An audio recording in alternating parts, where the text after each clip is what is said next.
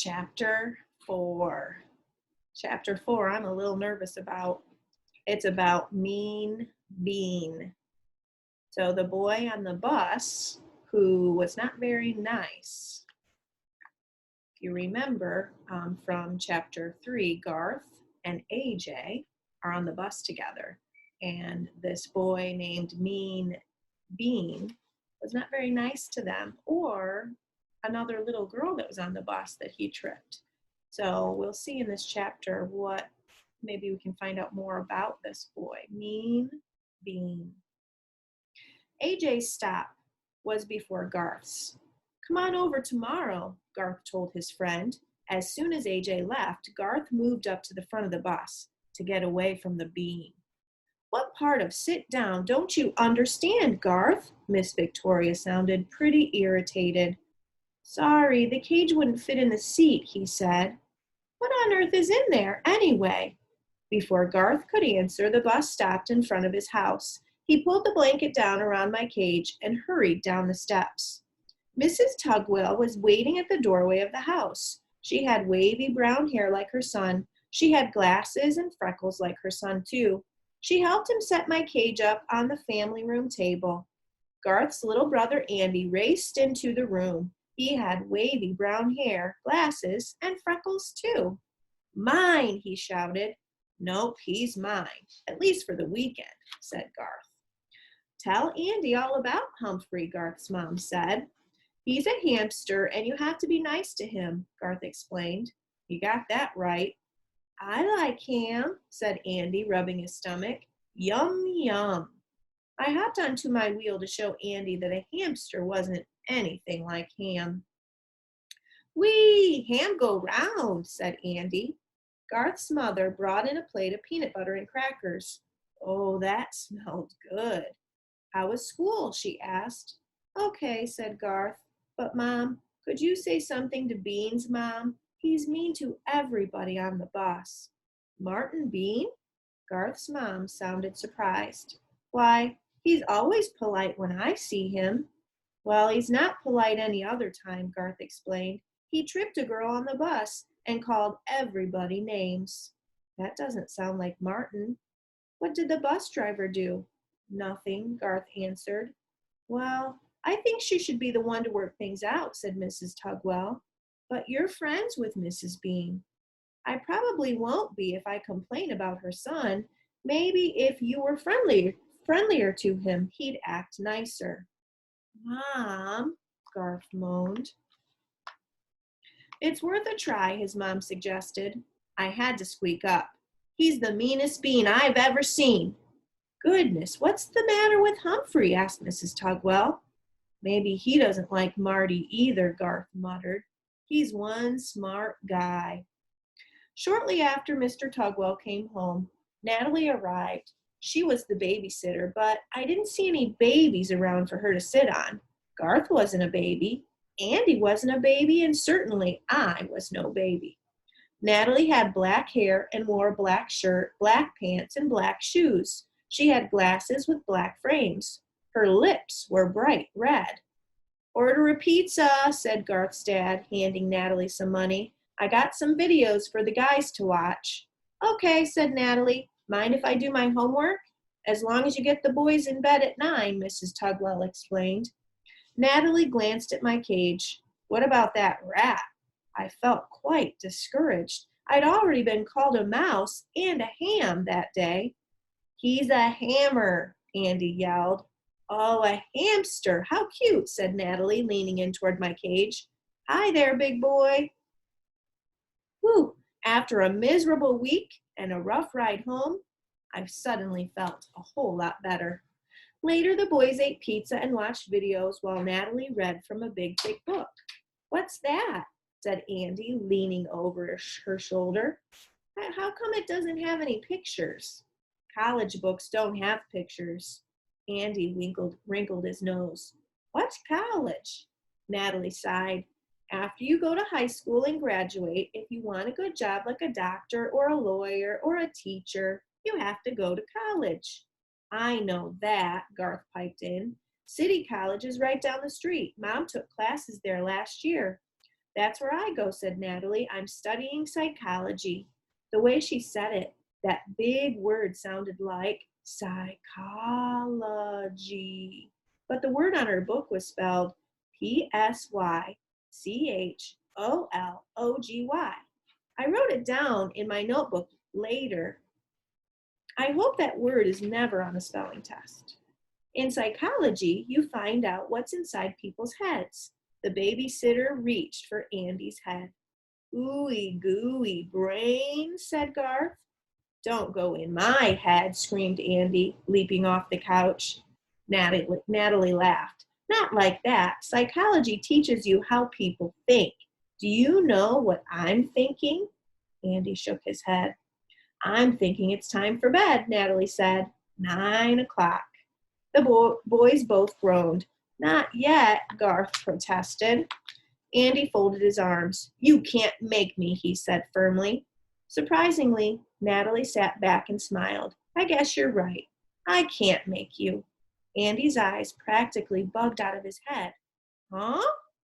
Why don't you put on another video? We can stay up until your parents get back, the babysitter continued. It'll be fun. Yes, Garth exclaimed, as he and his brother gleefully high-fived each other. But I was a little confused. Hadn't Mrs. Tugwell told her to get the boys in bed at 9? I was sure that Natalie had lost her own mind. Garth settled back on the couch, but after a minute, his smile disappeared. When do you think Mom and Dad will be back? Natalie shrugged her shoulders. They didn't say. Would they be upset if we're still up? I guess we'll find out, won't we? Natalie answered with a mischievous grin. Andy looked worried. They'll be mad if we're not in bed. So, said Natalie, we still have time to watch some more TV. Garth stood up and yawned loudly. I'm kind of tired. Me too, said Andy, stretching his arms. Natalie smiled. Well, if you really think so, okay. You two get ready for bed, and I'll be up in a minute. As the brothers raced upstairs, Natalie chuckled to herself and leaned in toward my cage. And that, Humphrey hamster, is what is called reverse psychology. You get people to do what you want by telling them to do the opposite. Reverse psychology? Remember, it's pronounced psychology. So that's how people's minds work.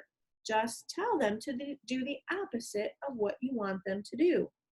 You can sure learn a lot at college. You can learn a lot from a good babysitter, too.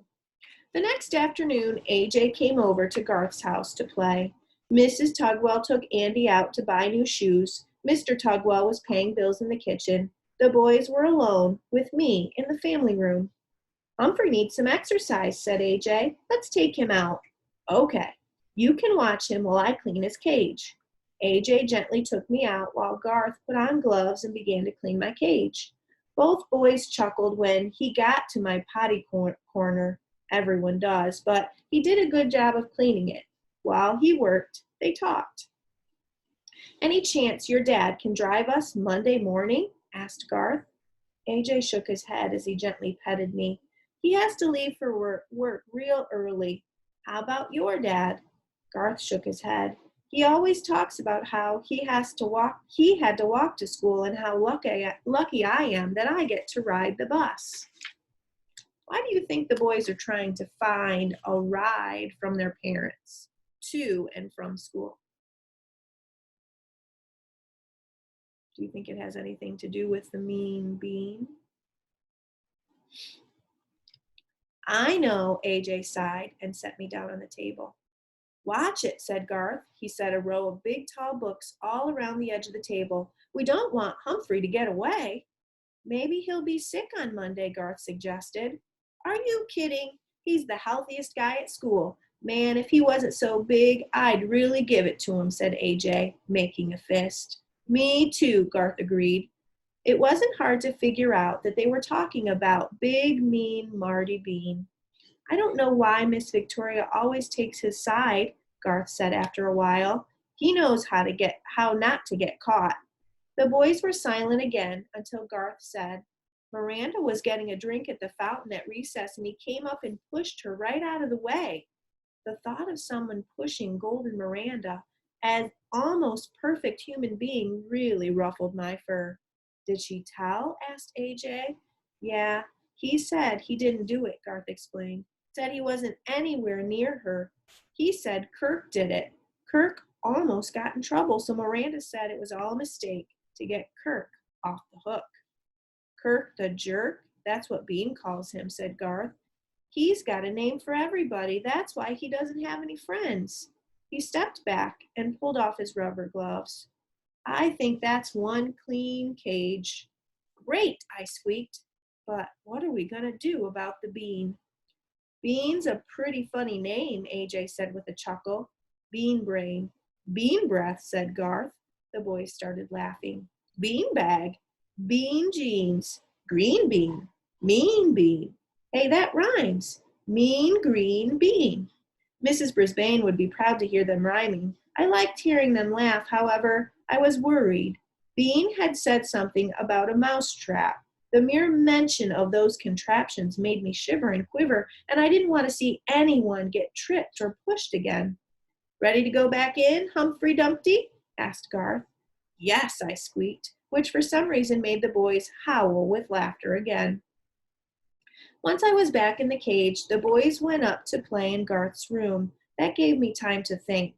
Here were Garth and AJ, really good friends. They were nice to each other and they stuck together.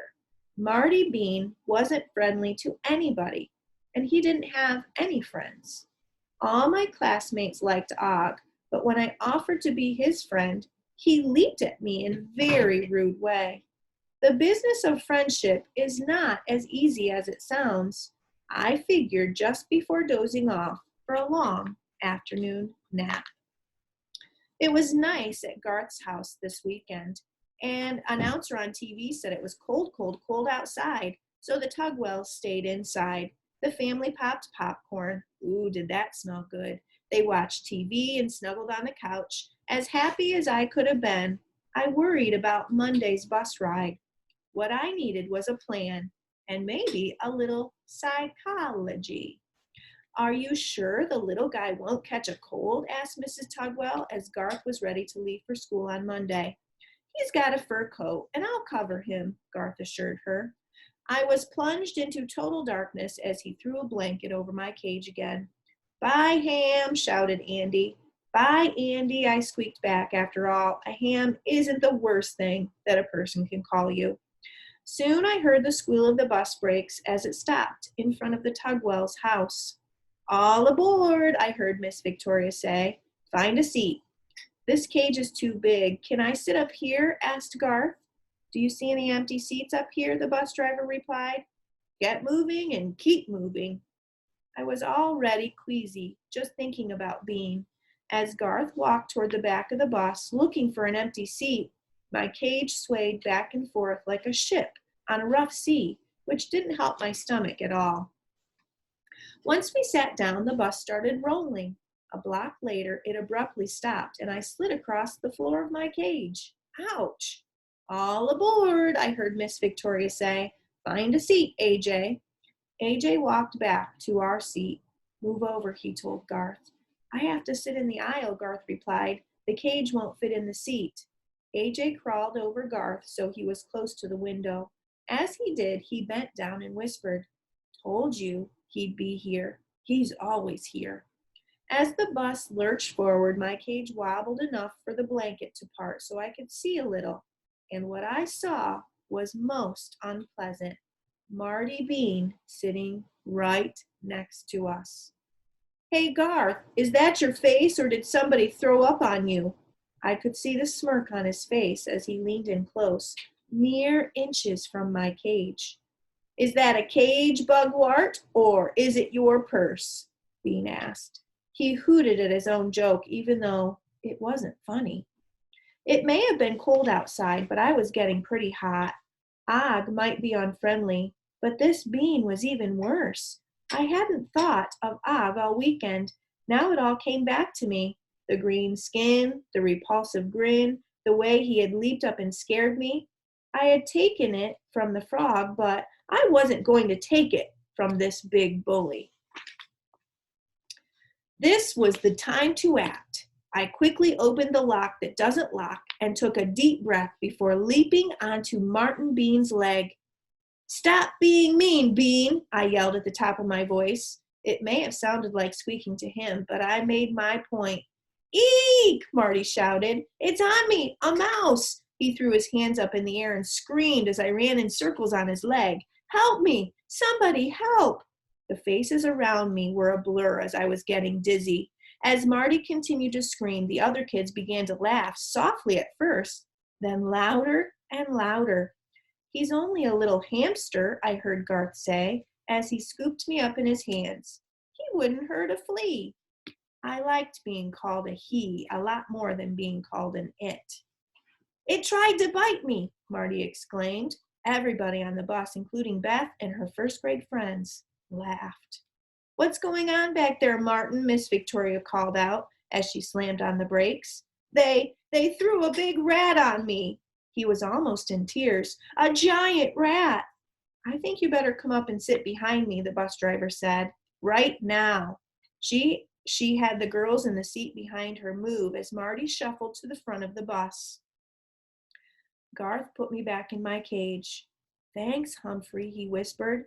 "I don't know how you got out, but I'm sure glad you did." "Always happy to help out a pal," I squeaked. The rest of the ride was uneventful. When Miss Victoria stopped the bus in front of Longfellow School, she made an announcement. "This was the quietest ride we've ever had. From now on, Martin Bean, I'm assigning you to the front seat permanently." Marty didn't argue. He was in too much of a hurry to get off that bus. He could probably hear all the rest of the bus riders, including me, shouting, "Hooray!" Wow. So I can't wait to hear what you think about what Humphrey did. Do you think that it was a good thing to stand up for his friends? Something to think about. So the quote for chapter 4 is, "No enemy can match a friend." And that is a quote from Jonathan Swift, which is an Irish author. Wow, a lot happened on the bus. We'll see what happens in chapter 5. Remember, they're still writing poetry in class, so chapter 5 is called Rhyme Time. See you next time.